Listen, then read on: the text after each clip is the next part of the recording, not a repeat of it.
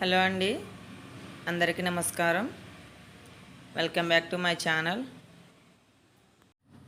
ఈరోజు ఈ వీడియోలో ఎంతో టేస్టీగా ఉండే మజ్జిగ పునుకులు చేసి చూపిస్తాను.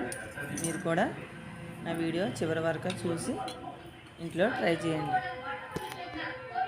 ఇవి టిఫిన్ చేసుకునే టైం లేనప్పుడు ముందు రోజే ప్రిపేర్ చేసి పెట్టుకున్న చాలా టేస్టీగా ఉంటాయి.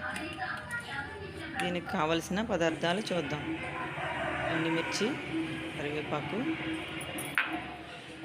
పచ్చిమిర్చి ముక్కలు, అల్లం ముక్కలు, పచ్చిశనగపప్పు, మినప్పప్పు,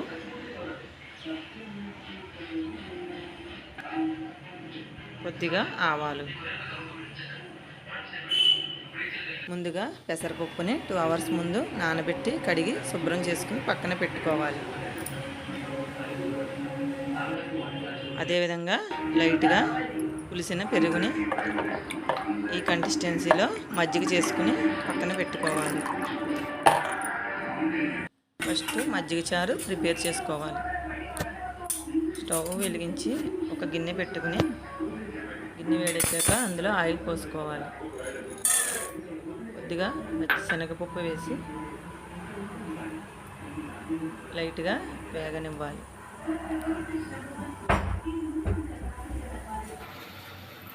మనకి టైం లేనప్పుడు ఈ మజ్జిగని ముందుగానే ప్రిపేర్ చేసుకుని పెట్టుకుంటే మజ్జిగ పునుకులు చాలా సింపుల్గా అయిపోతాయి. ఇప్పుడు శనగపప్పు వేగిన తర్వాత ఇందులో కొద్దిగా మినప్పప్పు వేసుకోవాలి. ఇది కూడా బాగా వేగాలి. ఇప్పుడు ఇందులో పచ్చిమిర్చి, అల్లం ముక్కలు వేసుకోవాలి.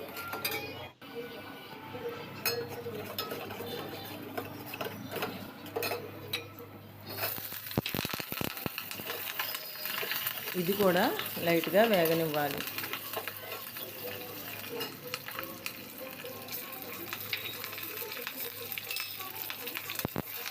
పచ్చిమిర్చి వేగాక ఇందులో ఎండుమిర్చి, కరివేపాకు, ఆవాలు వేసి వేగనివ్వాలి. ఇప్పుడు స్టవ్ ఆఫ్ చేసి చల్లారనివ్వాలి.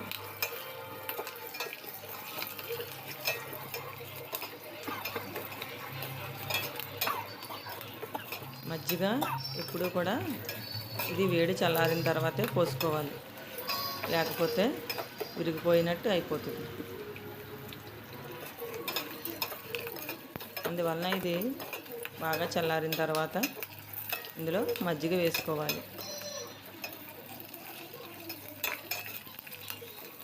మనం 1/2 కేజీ పెసరపప్పుకి 1/2 లీటరు గడ్డ పెరుగు తీసుకోవాలి.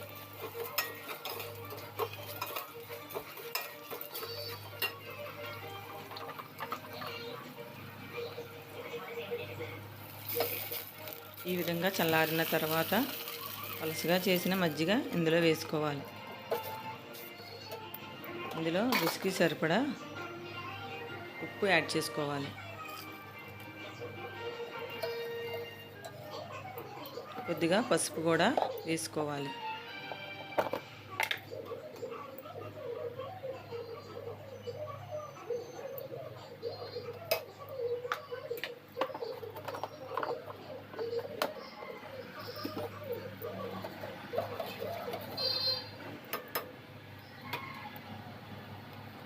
ఇప్పుడు ఇందులో వేసిన పోపు దినుసులన్నీ ఇలా చేతితో స్మాష్ చేసుకుంటే మజ్జిగ టేస్ట్ చాలా బాగుంటుంది. నేనైతే ఇలా చేస్తాను. మజ్జిగ చారు ఈ విధంగా ప్రిపేర్ చేసుకుని పక్కన పెట్టుకోవాలి. ఈలోపు మనము నానబెట్టిన పెసరపప్పుని రుబ్బుకోవాలి. ఆ తర్వాత స్టవ్ వెలిగించి ఒక పాన్ పెట్టి అందులో ఆయిల్ పోసుకోవాలి. మజ్జిగ ఈ విధంగా పలుచగా ఉంటే సరిపోతుంది.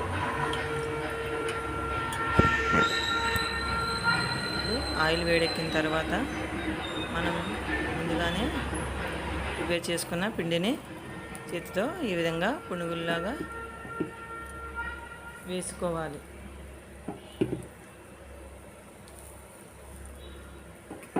ఈ ఇదే విధంగా మిగతా పిండిని కూడా 1 బై 1 వేసేసుకోవాలి. ఇవి వేగడానికి కూడా ఎక్కువ టైం తీసుకోవు, త్వరగానే వేగుతాయి కనుక వెంటనే అటు ఇటు తిరగేసుకోవాలి. మనం ఇవి ఆయిల్లో డీప్ ఫ్రై చేసుకోవాలి.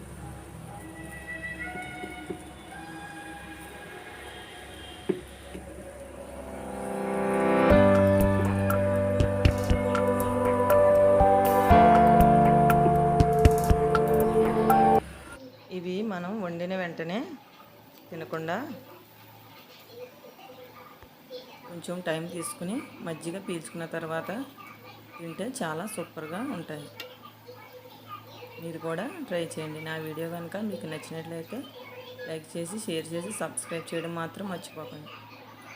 మరిన్ని అప్డేట్ కోసం పక్కనున్న బెల్ నొక్కితే నా నెక్స్ట్ అప్డేట్ మీకు వస్తుంది. ఇదే విధంగా మిగతావన్నీ తిరిగేసుకుని వేగిన తర్వాత వెంటనే తీసేసి మజ్జిగలో వేసుకోవాలి. తీసిన వెంటనే మజ్జిగలో వేసుకోవాలి. మనం పక్కన పెట్టి కాసేపు ఆగి వేయడం లాంటిది చేయకూడదు.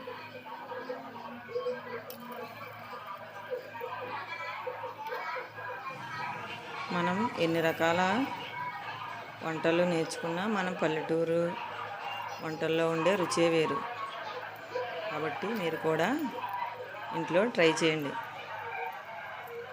Thank you so much. Thanks for watching this video.